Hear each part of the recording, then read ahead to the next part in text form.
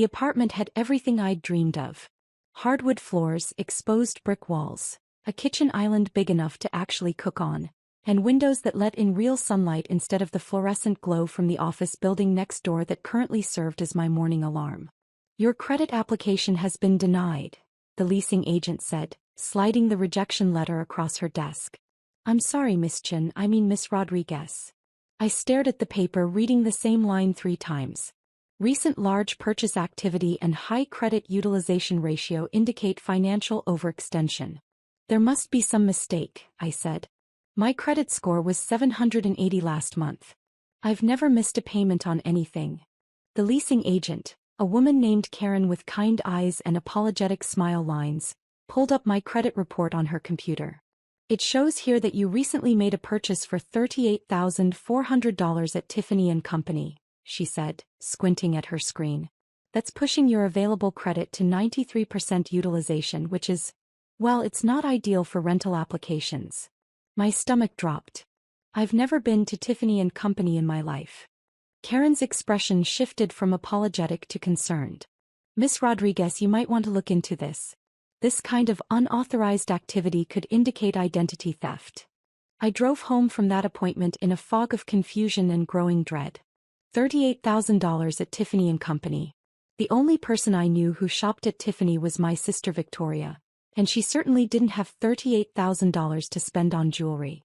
But she did have access to my credit cards. When we were younger and I'd first gotten my credit card, Mom had insisted I add Victoria as an authorized user, just in case of emergencies. Victoria was 19 then, irresponsible with money, and had already maxed out 2 of her own cards. I was 23, stable, and had just landed my first real job at a marketing firm. "It's just temporary," Mom had promised, "until Victoria gets back on her feet. You know how hard it is to build credit from nothing." That was 6 years ago. I'd meant to remove Victoria from the account dozens of times, but every time I brought it up, there was some crisis or drama that made it seem selfish to cut off her access during a difficult time. When Victoria lost her job, she needed the card for basic necessities while job hunting. When she got a new job, she needed it to buy professional clothes for her career development. When she started dating Marcus seriously, she needed it for dates because investing in a good relationship is investing in her future. There was always a reason, always a justification, always some family emergency that made me the selfish one for wanting to protect my own financial security.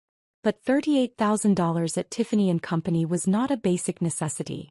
I called the credit card company from my car, still sitting in the apartment complex parking lot. "I need to verify a recent charge," I told the customer service representative.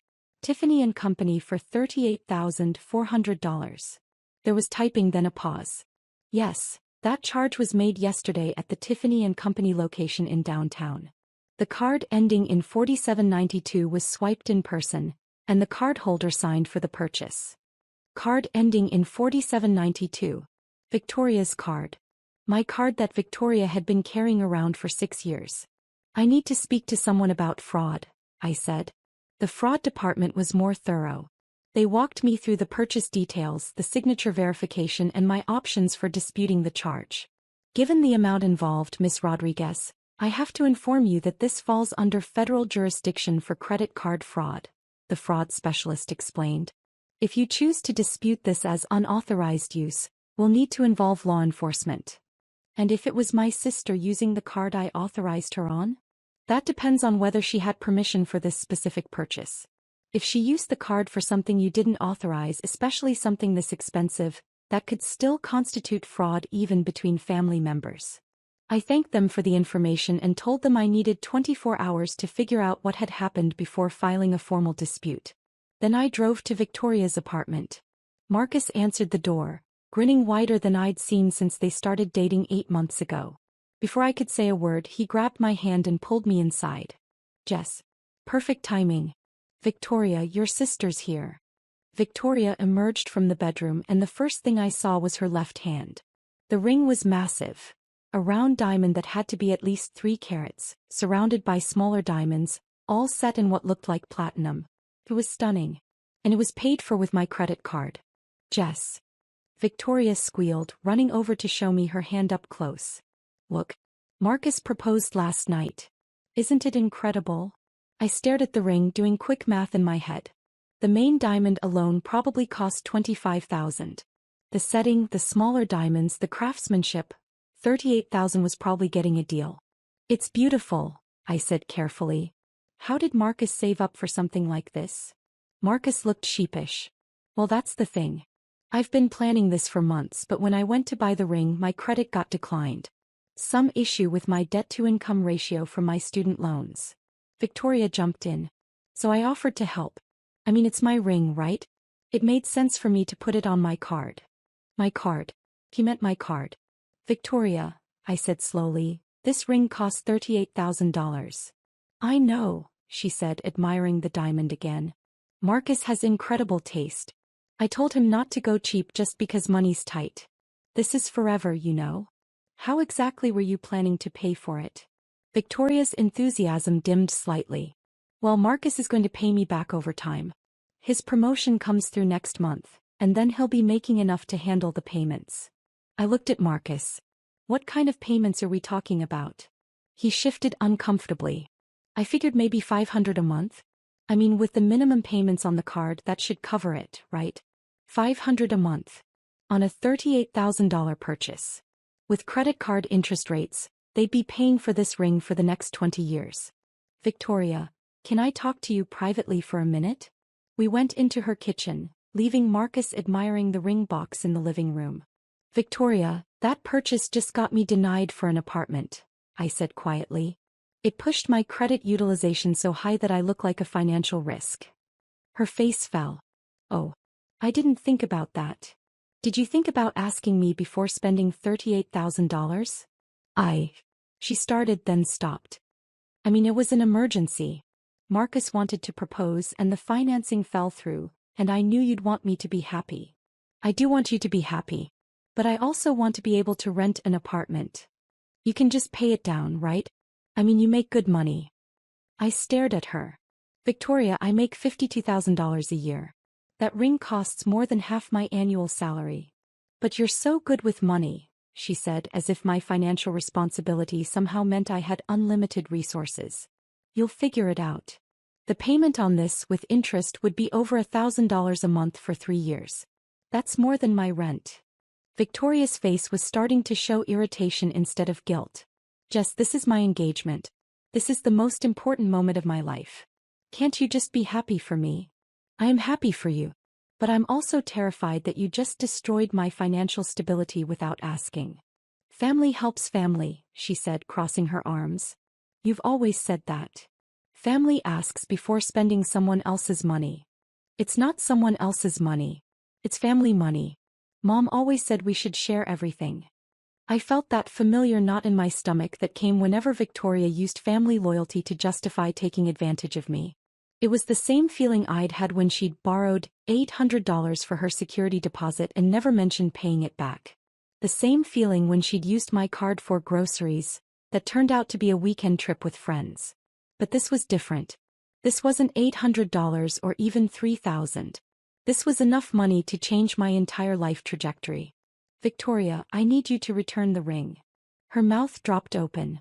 Are you insane? I can't return my engagement ring. You can't afford your engagement ring. Marcus will pay for it. When? How? He just told me his credit got declined for this exact purchase. His promotion might not happen. And even if it does, $500 a month won't even cover the interest on $38,000. Victoria stared at me like I'd suggested she cancel her wedding. I cannot believe you're being this selfish. This is my engagement, Jess. My future husband bought me this ring. Your future husband bought you a ring with my credit card. Because family helps family, she shouted, loud enough that Marcus probably heard from the living room. I took a deep breath. Victoria, I'm going to ask you one more time. Will you return the ring and find something you can actually afford? Absolutely not. Then I guess we have a problem. I left her apartment and drove straight to the police station. The desk sergeant listened to my story with the weary expression of someone who'd heard variations of it 100 times. Family disputes over money are tough, he said. Since she's an authorized user on your account, it gets complicated legally. Even for $38,000? Even then. Your best bet is to file a complaint with the credit card company's fraud department and see if they'll reverse the charges. If they determine it was unauthorized use, then we can talk about criminal charges. What if I want to file a report now? He handed me a form. You can file a report for credit card fraud. But understand that if we investigate and find evidence of a crime, your sister could be arrested. Are you prepared for that? I stared at the form, thinking about Victoria's face when she showed me the ring. Her excitement, her joy, her complete inability to understand why I was upset about her spending my money without permission. Can I take this home and think about it? Sure. But don't wait too long. The sooner you report fraud, the better your chances of getting the charges reversed. I spent that night researching credit card fraud, family financial abuse, and my legal options. What I learned was sobering. According to the federal law, unauthorized use of a credit card is a felony if the amount exceeds $1,000. It didn't matter if the person was family. It didn't matter if they were an authorized user who exceeded their authorization. What mattered was whether the cardholder gave specific permission for the purchase. I had never given Victoria permission to spend $38,000. More importantly, I learned that this pattern of behavior, family members using emotional manipulation to gain access to financial resources, was a recognized form of financial abuse. The websites I found described scenarios that felt like reading my own diary. Does your family member make financial decisions that affect you without your input? Do they justify large expenditures by saying family shares everything? Have they ever made you feel guilty for setting financial boundaries? Do they assume your income and assets are available for their use? Every question was a yes. I also learned something else. I wasn't the first person in my family to be Victoria's financial safety net. A call to my Aunt Carmen revealed that Victoria had run up thousands of dollars in debt on a credit card she'd convinced my grandmother to co-sign for. When Grandma died 2 years ago, Victoria had let the debt go into collections rather than pay it herself. Your grandmother was so stressed about that debt, Aunt Carmen told me. She spent her last months worrying about ruining Victoria's credit by not being able to make the payments on her Social Security income. That night I made 2 phone calls. First, I called the credit card company and filed a formal fraud report. I explained that while Victoria was an authorized user, she had never been given permission to make purchases over a certain amount without checking with me first. The $38,000 purchase at Tiffany & Company was unauthorized. Second, I called the FBI's Financial Crimes Unit and reported suspected credit card fraud. The FBI agent I spoke with explained the process.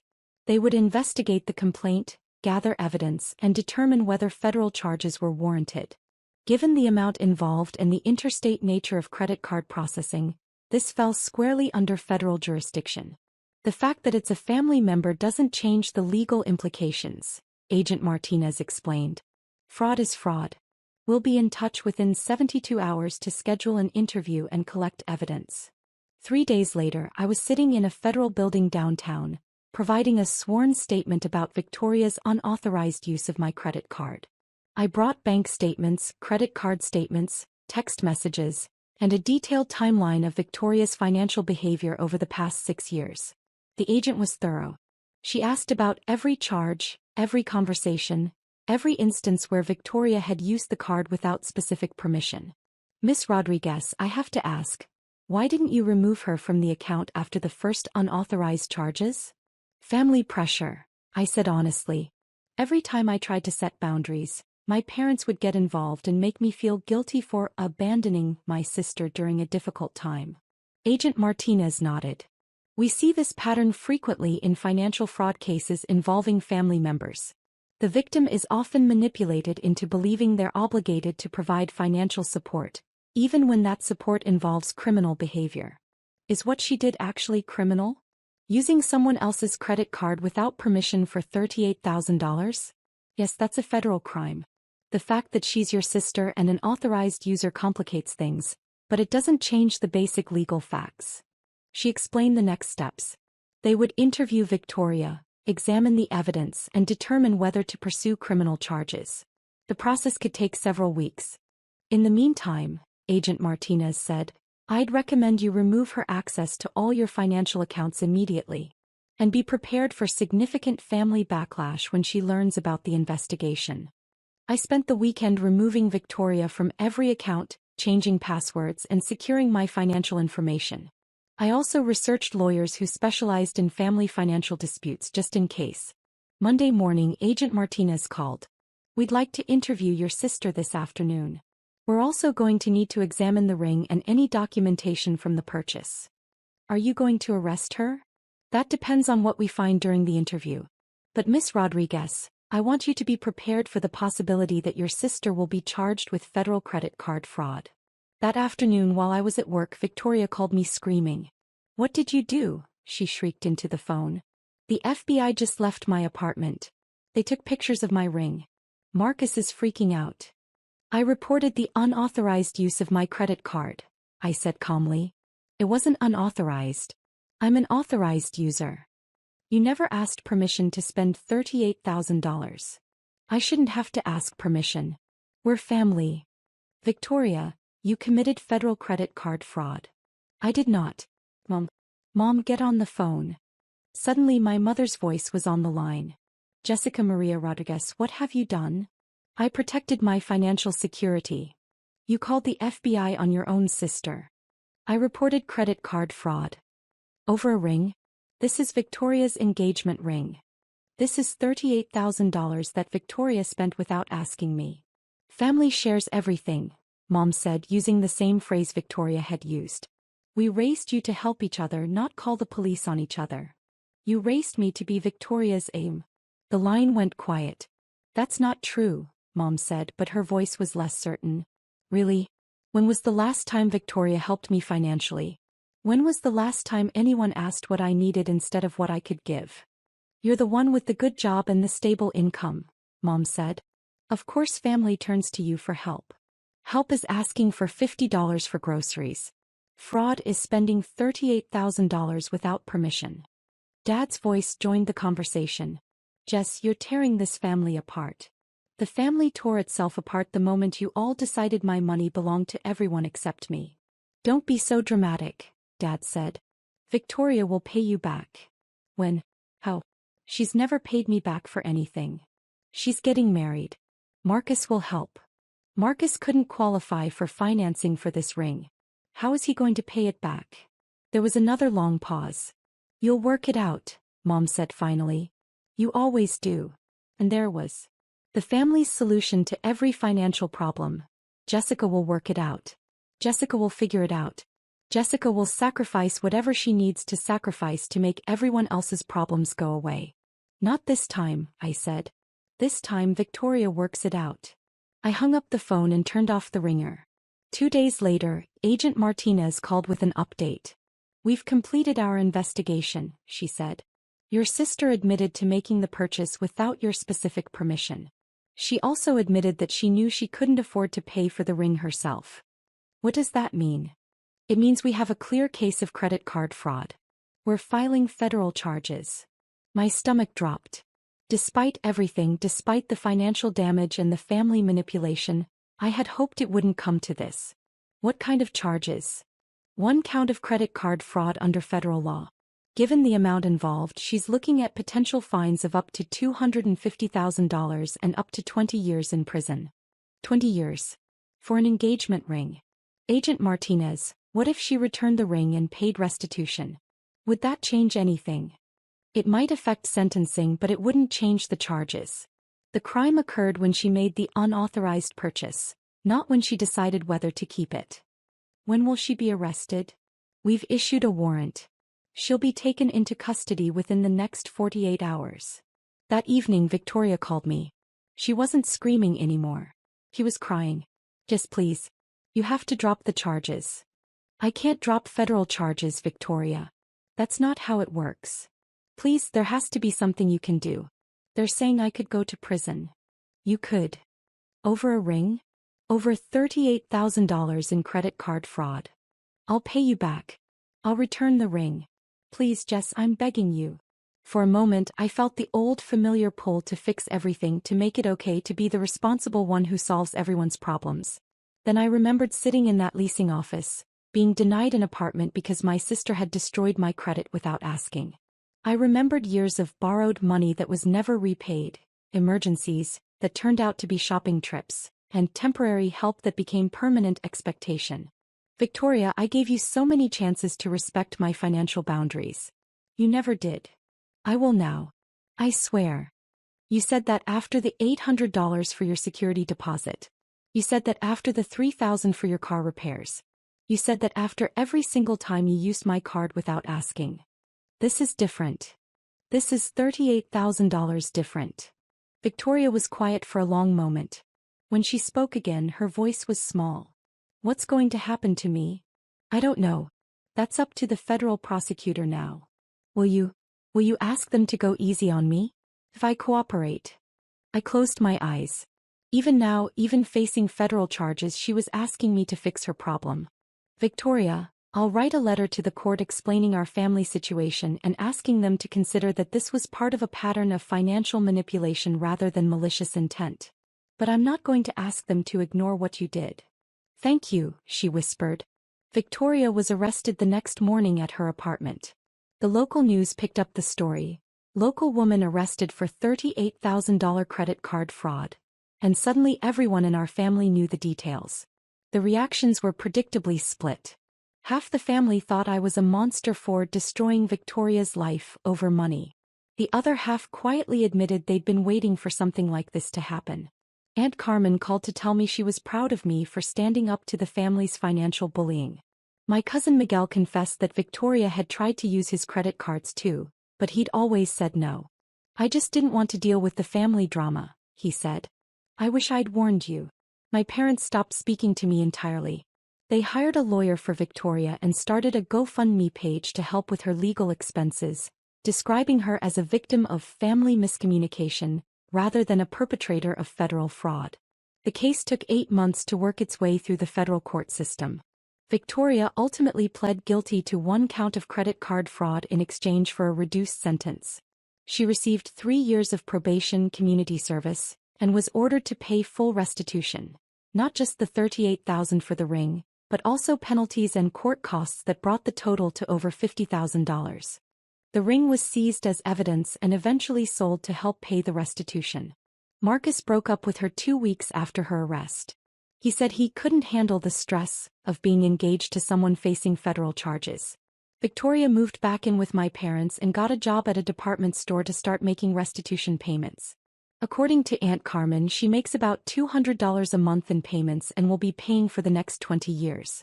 My parents still blame me for ruining Victoria's life. They've told the rest of the family that I'm vindictive and cruel, that I chose money over family, that I destroyed my sister's future over a simple misunderstanding. But they can't argue with the facts that came out during the investigation. The FBI's financial analysis revealed that Victoria had been systematically using my credit cards for unauthorized purchases for over 3 years. The engagement ring wasn't an isolated incident. It was the culmination of a pattern of financial abuse that had cost me over $60,000. The prosecutor called it one of the clearest cases of family financial exploitation she'd ever seen. Today, 18 months later, my relationship with my parents remains strained. They still think I should have handled things within the family, instead of involving law enforcement. But my relationship with Victoria has surprisingly improved. Facing the real consequences of her actions, dealing with the legal system, and having to take responsibility for her financial choices has changed her perspective completely. She calls me once a month to update me on her restitution payments. She apologizes regularly for the damage she caused. And most importantly, she's never asked me for money again. I finally understand, she told me during one of our calls. I never realized how much pressure I put on you, or how unfair it was to spend your money like it was mine. She's in therapy now, working on what her therapist calls financial boundaries and family enmeshment issues. As for me, I eventually found a different apartment, not the one with the hardwood floors and exposed brick, but a nice 1-bedroom place that I could afford on my own with my restored credit score. I also started seeing a therapist who specializes in family financial abuse. She helped me understand that what my family had been doing wasn't normal, wasn't healthy, and wasn't my fault. I learned that saying no to financial exploitation isn't selfish. It's necessary self-protection. I learned that real family members don't use emotional manipulation to access your resources. And I learned that sometimes, The most loving thing you can do is let someone face the natural consequences of their actions. The FBI agent was right about one thing. Victoria's arrest did cause significant family backlash. Half my relatives stopped speaking to me, my parents disowned me for 6 months, and I spent every family holiday alone for over a year. But it also freed me from a lifetime of being everyone else's financial solution. It established boundaries that my family finally had to respect. And it taught Victoria and everyone else watching that there are real, serious consequences for financial fraud, even between family members. Today my credit score is back to 780. I have a savings account with 6 months of expenses. I'm dating someone who pays for his own meals and would never dream of using my credit cards without asking. And most importantly, I sleep well at night knowing that I chose my own financial security over my family's comfort with exploiting me. It was the hardest thing I've ever done and the best decision I've ever made. Some people still think I went too far, that I should have found a way to handle things without involving the FBI. They think family loyalty should have trumped financial protection. But I know the truth. The federal charges weren't punishment for one ring purchase. They were the inevitable consequence of years of financial abuse that my family had normalized and I had enabled. Victoria didn't go to prison because I called the FBI. She faced federal charges because she committed federal fraud. And for the first time in my adult life, that wasn't my problem to solve.